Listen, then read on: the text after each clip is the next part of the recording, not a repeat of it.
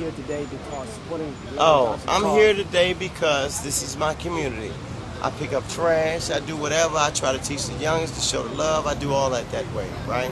And she's here and she hasn't done anything. Yvette Alexander is here and I've seen no progress whatsoever. As far as, what did she do? She didn't do nothing. The only thing I know that she tried to do was stop people selling single beers. Now, if they stop selling single beers, they're gonna buy six. If a person's alcoholic, they're gonna buy a beer anyway. So that's just a I dream. have worked with Valerio in the past, and I've been impressed with his passion for the community. I watch him volunteer all the time with everything from political organizations to youth organizations, all kinds of groups, and I just think he's got some really strong skills that would benefit this community, so I'm excited. So what type of things do you expect him to be able to accomplish that you feel are not being accomplished now? I think he has a broad understanding of the community. He's from here. He has served it in a lot of capacities, and I think he also understands how to navigate systems and understand how to kind of listen to people and then figure out what needs to be done and then navigate how to solve problems. So I don't know that there's one specific area that I know he's going to do development well, or I think almost any aspect of the community that he focuses on or that people ask him to focus on, he would be able to kind of navigate, what needs to happen and work on that. So Thank you. you're welcome. Well, I'm here to support Valerio Johnson for City Council because I believe that he's the best person out there that I've seen that's doing something in the community. He seems that he's really about working for the people and actually building bridges. I ran for City Council last year, so I wanted to see somebody that actually went on and have a voice for the people and actually just go get out there and do the groundwork and the grunt work to get every goal and agenda accomplished.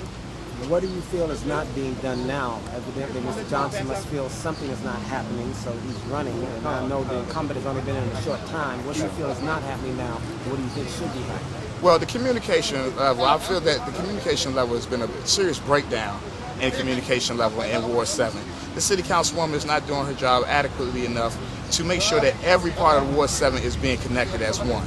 I hear her say that, yes, this is her connection, that she's want Ward 7 to be one, but I do not see the connection. I do not see the people actually building bridges. I see more vacant houses going up here in Ward 7.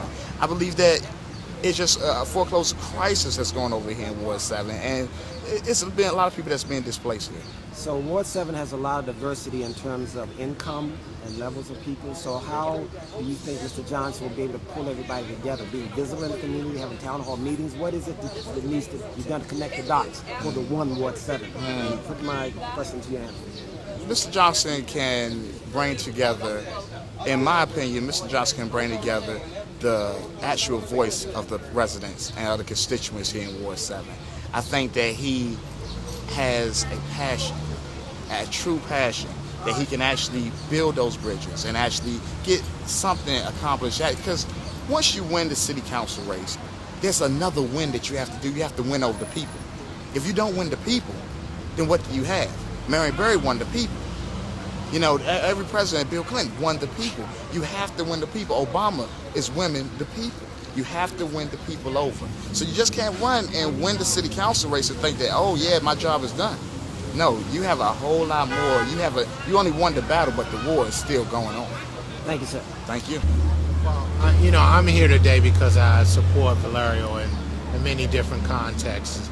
I remember when he was a student at Phelps Senior High School, and one of his teachers, Dr. Jimmy Jackson, who was a former BTU, introduced me to Valerio, and he's been an outstanding example of what a young man in the District of Columbia could accomplish with going away to college. The first college graduate, I believe, in his family, went away to Savannah State University, came back home to do great things, and he's the type of leader that we need in the District of Columbia for the future. So we have an incumbent that's only been in office a very short period of time. What do you feel is not being done? Evidently something that's not being done because Mr. Johnson is running for the office.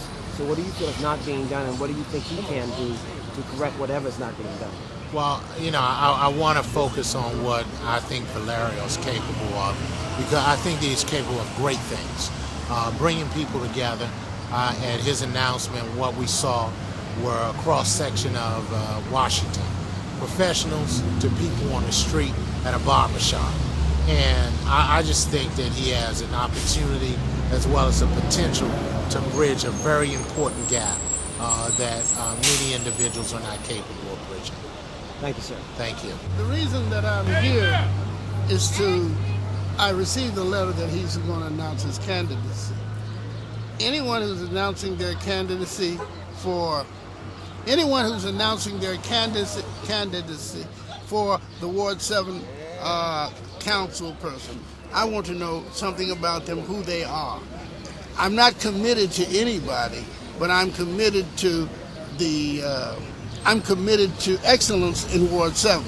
And certainly what is his education is one of the keys. Not only economic development and education are the two keys. I don't think education in public schools has been being served well by neither of the candidates that before. I'm looking for someone to be bold enough to stand up to the powers that be about public education. I'm not committed to him, but I'm here to hear what he's going to say and what he's going to do about education before I cast my vote. What are some of the things in education that you would like to see happen that you feel is not happening now? Is that your only key issue? No, definitely not my only key issue. It's a key issue simply because of the fact it's about our young people out here. I've lived out here I went to K through 12 out here, so at my age, it's about displacement and disempowerment of people. Education is part of that equation. I've been displaced. I've been in my lifetime, and I'm 69 years old.